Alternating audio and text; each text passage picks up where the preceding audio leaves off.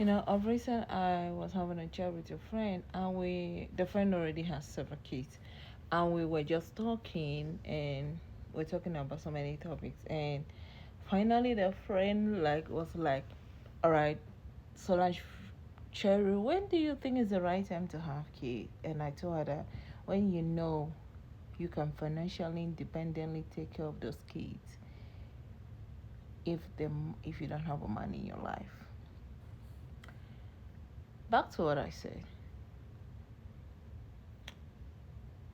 Have kids in your 30s, in your 40s, in your 50s, but make sure you are in a position that without a man in your life, you can independently take care of the child, regardless of you having a man in your life, because humans change the mind, and the man can just be like, oh, I don't want to be married anymore. I don't want to be with you anymore.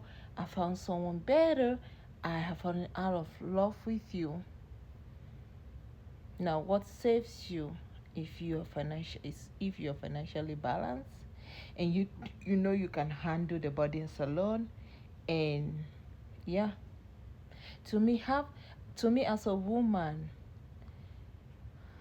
have kids when you know as a woman, whether you're married or not, as a woman, have kids that you know as a woman you can independently take care of those kids with or without a man in your life, and have the number of kids that you know you can independently take care of with or without a man in your life. Now, if that man gets mad and he's like, I want more kids, I want more kids, I want you to know he is allowed to go get another kid. Make it clear to him, but make it clear to him that you are not putting yourself through that anymore, and the number of kids you have, you're satisfied with. Now, if you wish to have more kids, and he doesn't want to stick to the fact that you are okay with the number of kids you have, it's all right for him to go out there and have another kid to whoever he wants to, but don't let him back into your life. As he walks away to go do that nonsense, as he finds someone else to do that nonsense with, don't let him back into your life. And that comes back to what I said. As a woman, whether you're married or not, subconsciously, you don't need to tell the man, but subconsciously have kids when you know you can financially take care of the with or without a man, and have the number of kids you know you can financially handle with or without a man, regardless of what that man is saying. This will save you. This will save you from a lot of heartaches. Firstly, you're the one going through the stress, not the man. Keep that at the back of your mind. You are the one going through the 9 month stress. You are the one putting your life on the line to bring that child into this life. And keep it at the back of your mind that with society, whenever most men think that it's alright for them to just walk away from, and we've also seen a lot of situations where when the man walked away from the relationship, the woman is not financially able to take care of herself or her child, and she resorts to doing stupid things or letting stupid boyfriends into her life who end up molesting her child or her children. So that is why I said I don't care if you're married or not. Before you start having a child, before you start having kids, make sure you're financially stable to take care of you and that child. What do I another thing I want you to take into consideration is that if you are not working, excuse or if you're not working, or you are not in the best financial state, you can tell the man, sit him down and say, the only way for me to be comfortable bringing kids into this life is if you put me in a better financial status. What do I mean by that? He opens a shop for you, he opens a school for you, he invests financially into your life, but he makes it very clear. Let him sign a document. He makes it very clear in that document that if you guys were to divorce, that child stays with you. That is the only way you should have a child before before you know you're financially stable. He should put you in a financially stable situation by investing in you financially. He can buy you lands, he can set up a shop for you, He can open a school for you, open a business for you. He can open a practice for you, make you the CEO. Whatever he has to do, let him do it. And let him make sure you draft a document that states that if he was to leave that marriage or you guys were to divorce, he is not taking those properties back from you. Make sure those properties are in your name.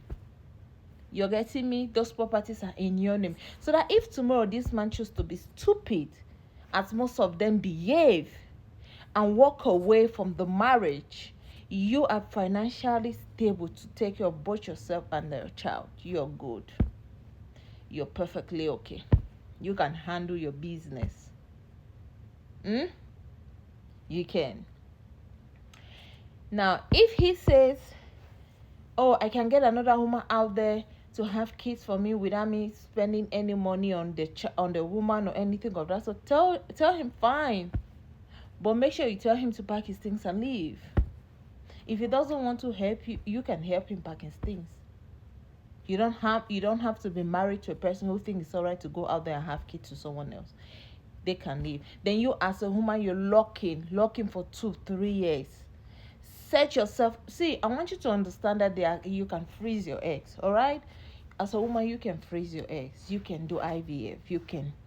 So I want you to lock in. Give yourself a few years. Lock in. Set yourself up financially. Be bold enough. Go into this world like a bulldozer to set yourself up financially. All right. It might mean you going back to school. It might mean you getting a very stable job that you cannot easily be fired from. It might mean you switching professions, but get yourself in a good financial position. Now, when you get there, you can decide to have a child with the man you're with or through IVF. There are several ways to have children. But I'll still put it to you as a woman, don't have a child when you're not financially stable to take care of that kid. Don't have a child. Don't have the number of kids that by your own, like a one-parent household, you cannot take care of those kids. You cannot handle those kids. You are not in the best financial situation to pay for nannies for those kids. You are not in the financial situation to get those kids to school. Don't do that. Don't do that. Because as I tell you, one thing God gave to human is free will. A man has a free will to marry you and divorce you. You have a free will to marry a man and leave him too. The man has a free will to marry you, have kids with you, and get up tomorrow and say, I don't want to be married with you again, and disappear from the surface of the earth.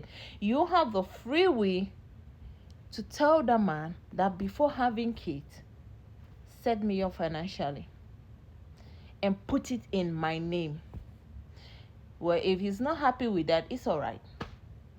You lock in as a woman and get yourself those financial things. Then when you're ready to have kids, there's several options you can use without a man. But don't put yourself in a situation that will look like it's a ritual. It's a humiliation ritual to have a man in your life. Don't do that. Don't be one of those women that without a man they are nothing. That they follow the men to the side chick house and they are shouting over the man by the roadside and the man is beating them. I grew up seeing this in Kumba so many times. It is so common.